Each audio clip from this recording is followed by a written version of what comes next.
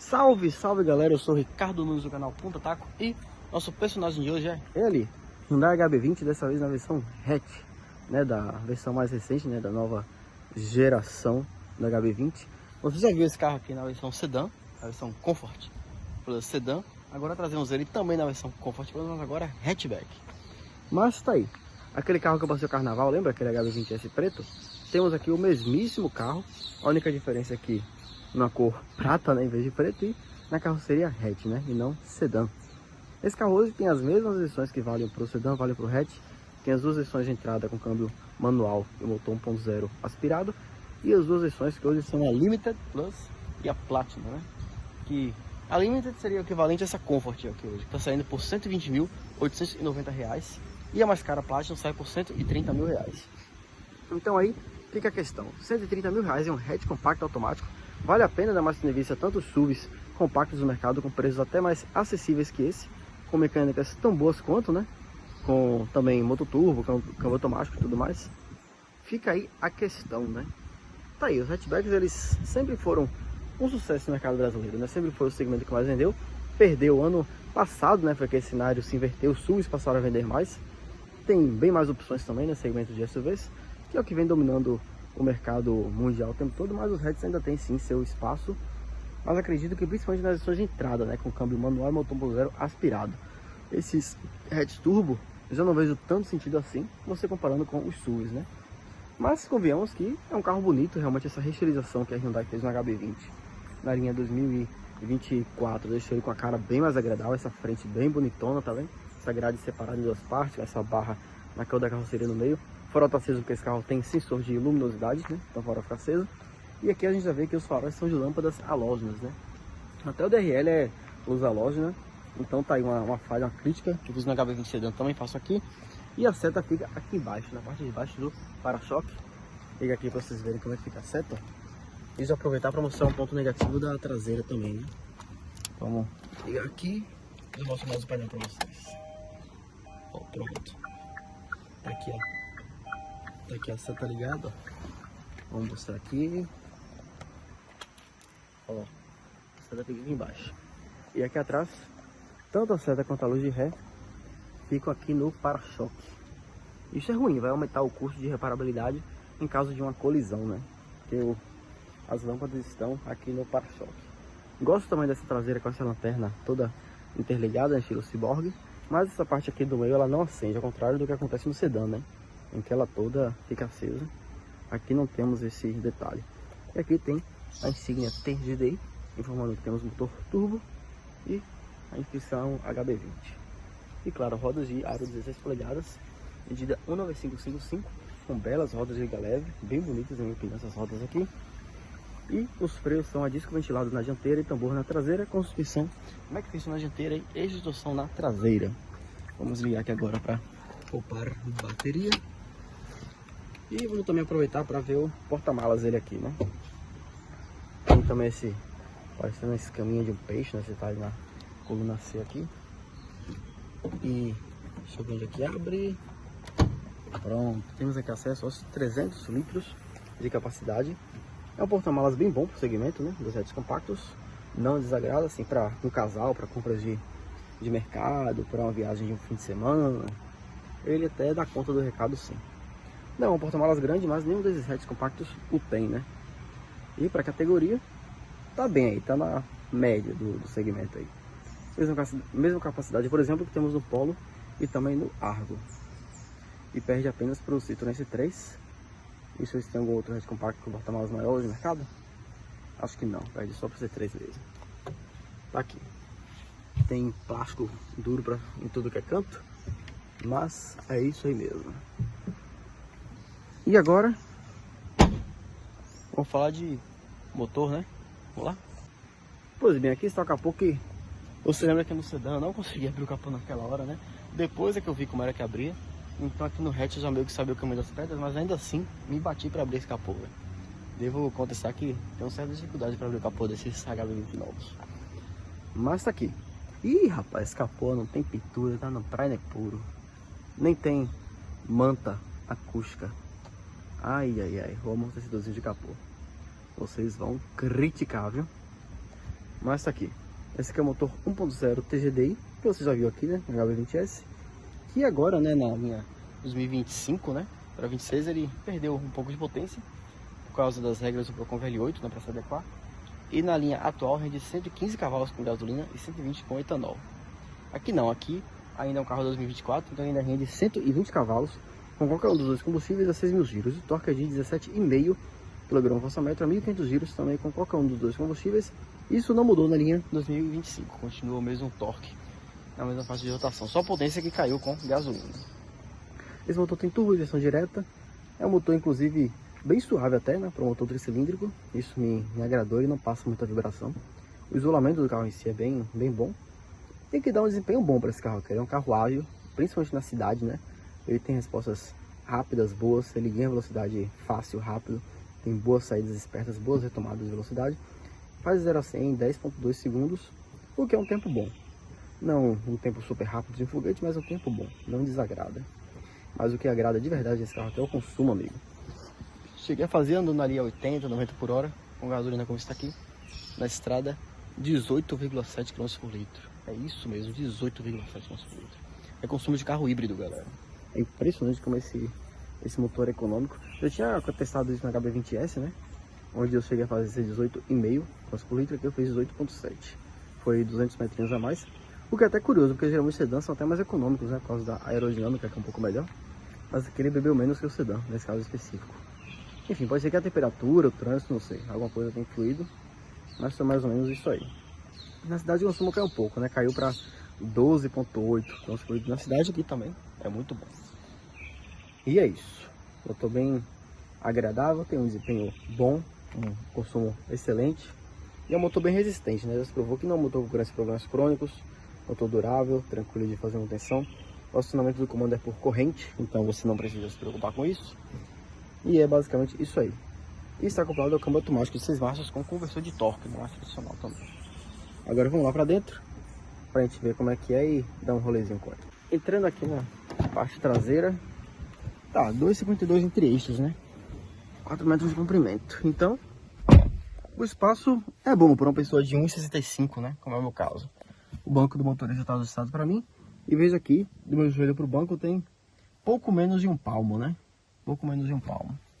Ou seja, não é um espaço com grandes sobras, mas ruim também não é, né? Tá aí na média do segmento, embora tenha rivais que entreguem sim mais espaço. Aqui nessa versão Comfort tem um acabamento todo em plástico duro aqui na porta, né? Até onde você apoia o braço, então devo criticar isso aí. E os bancos são de tecido. Padronagem muito simples, por sinal, né? Bem simples, igualzinho ao que tínhamos na versão sedã, né? No HB20S Comfort Plus sedã. PQP para todo mundo, luzinha no teto também de lâmpada halógena.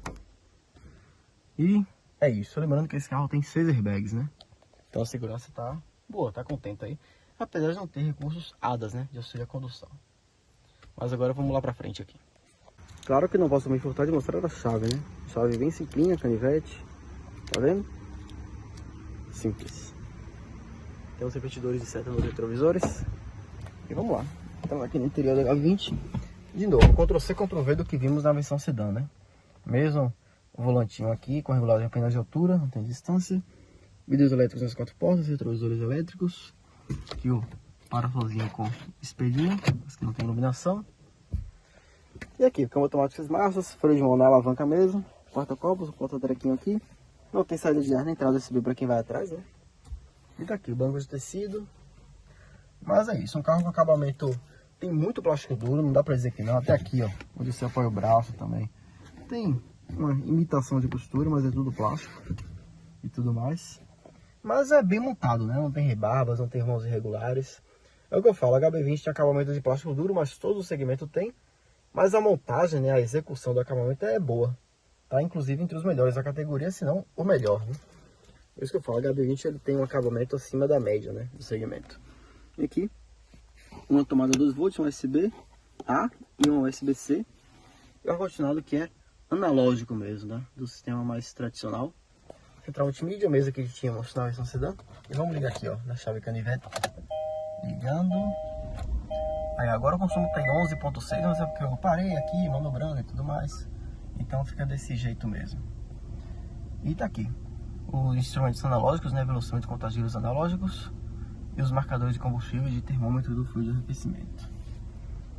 Mas tá aí, carro agradável, silencioso, me agrada muito como esse carro, o isolamento acústico dele é bom, tanto acústico como de vibrações, ainda mais para esse segmento, né, os carros mais de entrada no mercado, é realmente bem bom o acabamento desse carro aqui. E ele tem sensor de farol, mas não tem sensor de chuva. Aqui você desliga o controle de tração e estabilidade, regula a altura do farol. E o bocal de combustível se abre por aqui, do lado. Igual é no sedã. Mas o trivial ele tem, né? O trivial que se espera de um carro do segmento, ele oferece aqui. E tá, tem uma oferta de equipamentos que poderia ser melhor, né? Nessa versão Compass, melhorou. Agora na Limited, na linha 2025. Mas eu acho que esse carro aqui específico ele poderia oferecer um pouco mais pelo que custava. Mas isso aí tá justo. Então vamos dar um rolezinho com ele aqui. Eu dou minhas impressões finais do HB20 hatch. Muito bem, então agora saindo aqui do posto, bora lá. Então, basicamente vocês já viram a avaliação do HB20S, né, aqui no canal. E eu repito aqui tudo o que falei em relação a ele, nessa versão hatchback. Ele é um carro esperto, ó, essa saída aqui, ó, tá vendo? Ele tem um desempenho bom, principalmente nessas saídas em baixa velocidade, né, na cidade e tudo mais. É um carro espertinho, ganha velocidade rápido, bem. Na estrada também ele tem um desempenho honesto, bom, faz ultrapassagens com segurança. Você não vai passar perto, né, para ultrapassar ninguém, nada do tipo. Ele é um carro assim bem agradável de pegar a estrada, de dirigir. E, claro, não é um desempenho que empolga, né, aquele carro super rápido, legal, divertido, mas ele não é ruim, não é um carro lento, é um carro que anda bem, levando em conta o peso, né, o fato do torque chegar cedo, com 1.500 giros, é ele um bom desempenho também, na estrada e principalmente na cidade. Mas a gente vê que basicamente é um carro muito voltado para o conforto, né? Quanto ao acerto de direção, que é precisa, mas bem leve, com uma suspensão também que dá uma boa estabilidade, mas é silenciosa, confortável, né? Bem voltada para o conforto, para a maciez. Você vê que esses buracos aqui, nessas bocas de lobo, lombadas e tudo mais, ele passa tranquilamente, né? Não dá rebote, não dá aquela batida seca que a primeira geração dava muito. Esse aqui não existe mais isso, né? Esse não é esse problema. Um carro silencioso, confortável. O câmbio que prioriza as rotações baixas, ele tem trocas bem suaves, bem silenciosas, né, eficientes. É um câmbio bem bom também, bem eficiente, com conversores de torque da Hyundai. Lembrando que essa versão aqui não tem borboletas para troca de marcha atrás do volante, né? Então você pode trocar na própria alavanca, puxando aqui pro lado, e aí você para frente aumenta e para trás reduz a marcha. É meio contrário, né, na ordem dos carros de corrida. Mas é isso, o HB20 é um carro voltado principalmente para o conforto da direção automática, diferente de outros rivais, né, como por exemplo o Polo, né, que a Volkswagen dá um acerto mais firminho, né, de suspensão de direção. O Onix também é um meio termo, digamos assim, mas acho que o HB20 é melhor nesse ponto do conforto. E também do acabamento, isolamento acústico, o que entrega mais nesse sentido para mim é o HB20. Então se nessa categoria você busca um refinamento um pouquinho maior, o HB20 se mostra a melhor opção. Tipo, ele é mais bem construído, sabe? Você vê que a preocupação da Hyundai com os detalhes, né, do carro, né, com a qualidade de montagem do acabamento, do painel, de construção. Esse é um carro que passa mais essa suavidade, esse conforto, existe mais aqui do que nos rivais. Então, é basicamente esse tipo de cliente que vai querer esse carro aqui. É isso que eu falo pra vocês. Se você, na categoria, né, ou você gosta de um hatch, né, que é um hatch automático, turbo, né, e que entrega um bom desempenho, um desempenho que não vai desagradar, mas que principalmente entrega conforto, o HB20 vai ser o melhor nesse ponto aí. Foi uma garantia de 5 anos, né, que a Hyundai dá e tudo mais. Sempre a Hyundai foi uma das melhor avaliadas, né, no pós-venda, né, no atendimento ao cliente. Então isso aí também é contento. Os freios não são freios espetaculares, mas são freios bons, né, modulares, você não vai sentir falta de freio em momento algum. E ele poderia ter mais equipamento? Poderia, mas eu tenho um pacotinho interessante, né, como um trivial pelo menos. Mas basicamente é isso aí. O HB20 ele é muito voltado para conforto, suavidade, silêncio, rodar, boa vida a bordo. É isso que ele entrega. E nessa faixa de preço, eu acho que ele tá um tequinho caro, né? Ainda mais por não entregar tantos equipamentos assim. Então, quando você leva em conta que temos Fiat Pulse, Volkswagen Terra, né, que chegou recentemente aí, Renault Cardia, que são SUVs compactos, né? O equivalente aos hatches aventureiros de antigamente.